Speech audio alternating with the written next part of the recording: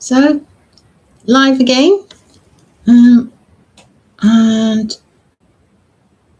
it's 1 minute to 6. And yeah. I think it's still 1 minute to 6. Never know what to do with these sort of early stages of it. So yes, this is Wine and a Book, Indie Author Week UK 2026. My penultimate book reading, and tonight's book reading is a bit different. It's a very early stage of a fledgling book, all about funny stories to do with my kooky mother. She does know that I'm working on this book, but I don't think she really wants to say anything about it because to her they're not funny. But because when you live through strange experiences, they're not the same as talking about them to other people. So I'm going to do a little screen share because this will show her book. Her book? No, this will show her car and her.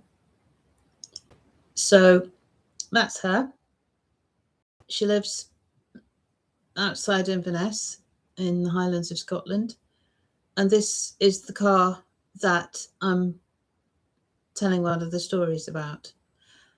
So just to give you a bit of atmosphere, and it was a November photograph. Doesn't look like this at this particular moment. It looks stunning, and well, I think it looks stunning today. We've got a lot of wind and blue skies at last, but it's still cold, hence more fleeces. So right, the book is going to be called The Day the Bumblebee Wrote Off My Mother's Car, because a bumblebee wrote off my mother's car. And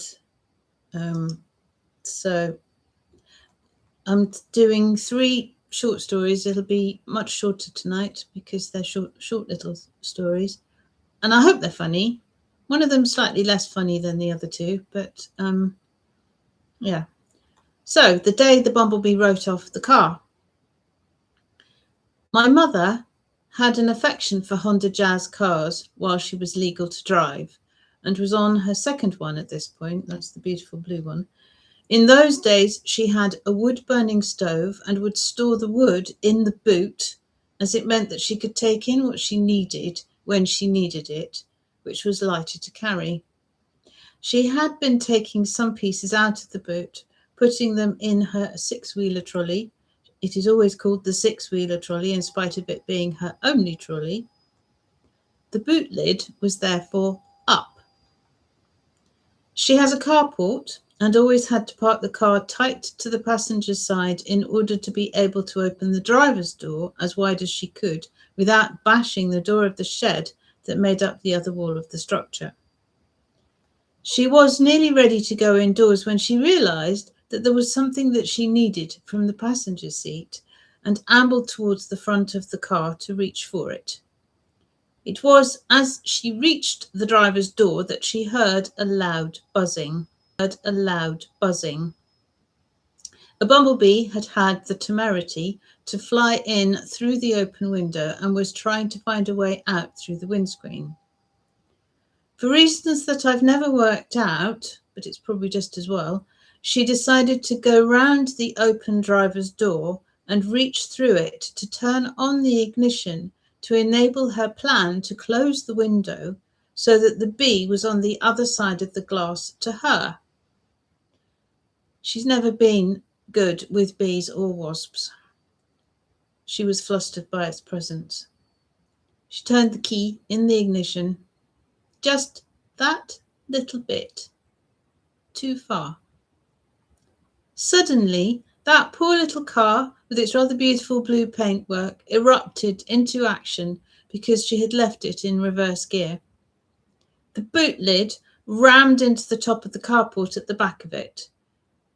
Thankfully, the carport is extremely robust, less so the car. Otherwise, it would have all come down on top of her. At the same time, the driver's door rammed into the jamb of the shed door, and again, the car took the hit less well than the shed, which had been made just as strongly as the carport. My poor mother was left standing where she was, thankfully completely unhurt physically, unable to believe her eyes at the carnage in front of her. There were no economic repairs possible, and she ended up with a far less fetching white Honda Jazz as a replacement. I don't remember the insurance company's response to the reason for the write-off. Story 2. Apollo 13, talking her down out of her broken chair. In the middle of the 2020 lockdown, by this stage in her late 80s, my mother was making use of a reclining chair that my father had once used. It was a very sturdy-looking beast, which turned out to be more complicated than it appeared to be. One evening, the electric panel, the motor, burned out while she was in the fully reclined position, of course. She rang me in utter panic when she found that any attempt to get out of it just started to tip the entire heavy chair forwards. It soon turned out that there was no manual method of cranking the leg rest down. She suggested maybe sleeping on the chair and trying to sort it out in the morning, but the implications of that in terms of any urgent needs set up an alert in my brain that she would be in a rush and things could get hair-raising. So we parked that idea as we talked through the options. There are occasions when not being as tidy as other folk can be a benefit, and this was one of those times. Once we had agreed that something practical needed to be done, not always easy, I got her to describe what she could see around her within reach of her stick. Anyone who is sniffy about sticks is ignorant of how many times they can be of enormous help in emergencies.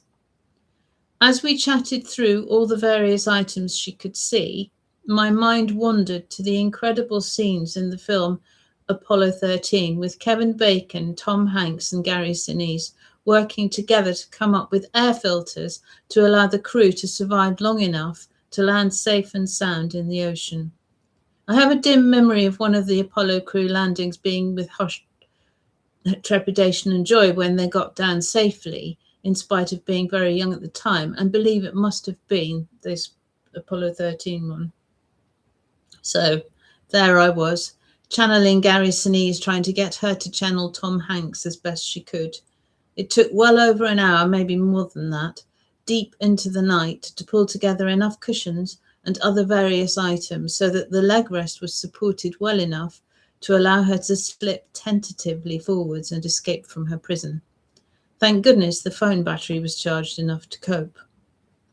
The following sense of relief was so familiar. My little childhood memory of the lunar capsule splashing in the sea and everyone's sharp intake of breath on the realization that the crew had survived washed back over me as my mother fled towards the bathroom and better comfort. Story 3, advanced driving lessons because she couldn't reverse. Driving is a bit of a theme in these stories. To get her cars into her carport, she had to reverse into it. She was 80 at this point. Partly, this was easier and safer than reversing out, but also it did allow for the passenger side to be against the carport wall, not the shed door, as it would have needed to be if the other way round. But when she first used to do the manoeuvre, she could only do it starting from one way, not the other. If anyone was parked in the lane and therefore blocking this as an option, she was stuck, usually bristling with anger that didn't always stay inside the car. My mother's solution was, as usual, rather unexpected. She decided to attend advanced driving lessons so that she could learn to reverse the other way round. To be fair to them and her, in spite of a number of strange setbacks and kooky misunderstandings about freewheeling with the ignition turned off being a good way to save petrol, it doesn't, and it doesn't save lives either. You need the key. You need the ignition on, not to get the steering wheel to lock. She did learn how to reverse both ways at last. This was a valuable contribution to neighbourly peace. So, quick little romp through what will be hopefully a book with cartoons in. I did have a cartoonist lined up, but life got a bit fraught around the time that I was first planning it. So, not quite sure what will happen now. This card here is just to show that she is actually a very talented artist.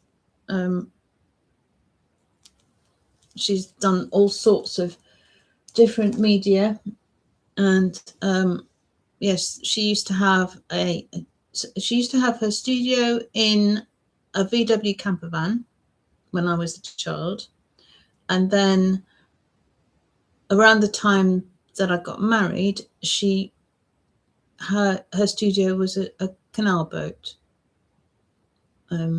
So yes. Anyway, so that's tonight. Tomorrow night, I'm going to be doing a sort of variant on what I have been doing every weekend to do with the church's book, but this will be looking at books that I've mentioned in the book that have cropped up related to the churches or their villages in the national park, and the Water Babies, Watership Down, Animal Farm, the Simon Brett's Feathering Mysteries.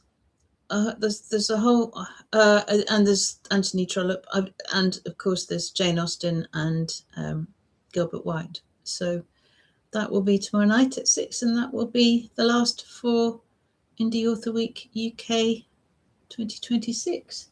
And I didn't toast your health at the beginning, but I'm going to toast your health now. I'm not going to have 2 sips.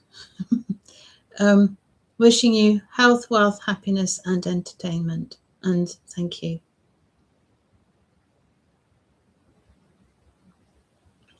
And good night. I'm going to go and have some sunshine with the birds.